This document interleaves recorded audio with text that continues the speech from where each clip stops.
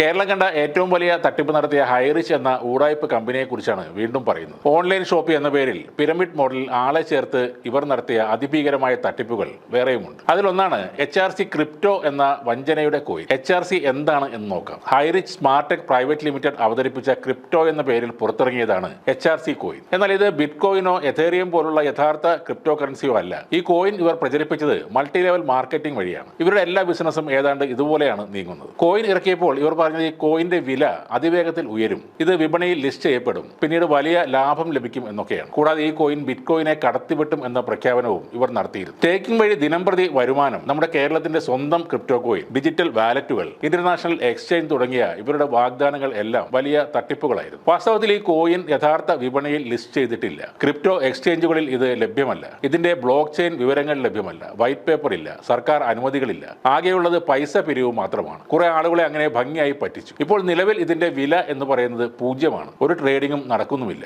ഈ ഹൈറിച്ച് കമ്പനി തന്നെ കോയിന്റെ വില $1, $10 എന്നിങ്ങനെ സ്വയം നിശ്ചയിക്കുകയായിരുന്നു. HRC ക്രിപ്റ്റോ എന്നത് ഒരു തട്ടിപ്പ് മാത്രമായിരുന്നു. അതിൽ വഞ്ചിതരായ പലരും കേസ് കൊടുത്തിട്ടുണ്ട്. 1,80,000-ൽ കൂടുതൽ ആളുകളെയാണ് ഇവർ ഈ തട്ടിപ്പ് കോയിൻ കൊടുത്ത് പറ്റിച്ചത്. ഒരു കോയിന്റെ വിലയായി 160 രൂപയാണ് ഇവർ ചാർജ് ചെയ്തത്. കഴിഞ്ഞ ദിവസം ചെയ്ത മണി ചെയിൻ തട്ടിപ്പിനെ കുറിച്ചുള്ള വീഡിയോ കണ്ട് ഹൈറിച്ചിലെ ചില വ്യക്തികൾ ഫോണിൽ വിളിച്ചിരുന്നു. അടച്ചു പൂട്ടുന്നതുവരെ നന്നായി പ്രവർത്തിച്ചിരുന്ന കമ്പനിയായിരുന്നു എന്നൊക്കെയുള്ള സ്ഥിരം പല്ലവിയാണ് അവരൊക്കെ പറയുന്നു. മറ്റൊരു അവകാശവാദം, ഞങ്ങൾ സർക്കാരിന് GST അടച്ചിരുന്നു, അതുകൊണ്ട് ഹൈറിച്ച് നിയമപരമായി പ്രവർത്തിക്കുന്ന ഒരു കമ്പനിയാണ് എന്നാണ് ഇവരൊക്കെ പറയുന്നത്. ഹൈറിച്ച് GST അടച്ചിട്ടുണ്ട്, അല്ലെങ്കിൽ അടപ്പിച്ചിട്ടുണ്ട്. GST രജിസ്ട്രേഷൻ ഉള്ള എല്ലാ കമ്പനികളും അത് അടക്കുകയും വേണം. ഹൈറിച്ച് എന്ന കമ്പനിയുടെ പ്രവർത്തനങ്ങളിൽ സംശയം തോന്നിയ GST ഇന്റലിജൻസ് വിഭാഗം ഇവർക്ക് നോട്ടീസ് നൽകിയിരുന്നു. അതുപ്രകാരം ആ തുക അടച്ച് വലിയ ഫൈനിൽ നിന്നും മറ്റുള്ള കുരുക്കിൽ നിന്നും ഇവർ രക്ഷപ്പെടുകയായിരുന്നു. 18% GST പിരിക്കുന്നത് ഇവർ വിറ്റഴിച്ച സാധനങ്ങളുടെ പേരിലാണ്. ഒരു കമ്പനി നൽകുന്ന സേവനങ്ങൾക്കും വിറ്റഴിക്കുന്ന സാധനങ്ങൾക്കുമാണ് GST ഈടാക്കുന്നത്. ഹൈറിച്ച് ആളുകളെ ചേർക്കുന്ന രീതി നിയമപരമല്ലാത്തത് കൊണ്ടാണ് PMLA-യും ബഡ്സ് ആക്ടും ഒക്കെ വന്നത്. അത് GST-യുടെ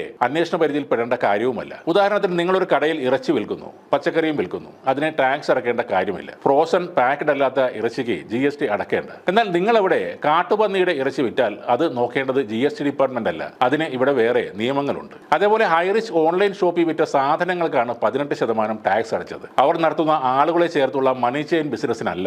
നിയമത്തിനെതിരായ ആ ബിസിനസ് സർക്കാർ സംവിധാനങ്ങൾ ഇടപെട്ട് പൂട്ടിക്കെട്ടുകയും ചെയ്തു. നിങ്ങൾക്ക് ഇനിയും സ്വപ്നം കാണാം ഹൈറിച്ച് തുറന്ന് പ്രവർത്തിക്കും എന്നതിന്. എന്നാൽ ആളെ ചേർത്ത് കാശ് പങ്കിടുന്ന ആ പഴയ പരിപാടി ഇനി നടക്കില്ല. പുതിയ എന്തെങ്കിലും ഏർപ്പാട് നോക്കേണ്ടി വരും. അതുകൊണ്ട് വെല്ലുവിളികളൊക്കെ നിർത്തി ഹൈറിച്ചിലെ ബുദ്ധിമാന്മാരായ മണ്ടന്മാർ വേറെ എന്തെങ്കിലും നല്ല കാര്യങ്ങൾക്ക് സമയം വിനിയോഗിക്കുക. ഇതിലും ഭയങ്കരമായ തട്ടിപ്പായ കോടികൾ അടിച്ചുമാറ്റിയ HROTT കുറിച്ച് അടുത്ത വീഡിയോയിൽ പറയാം.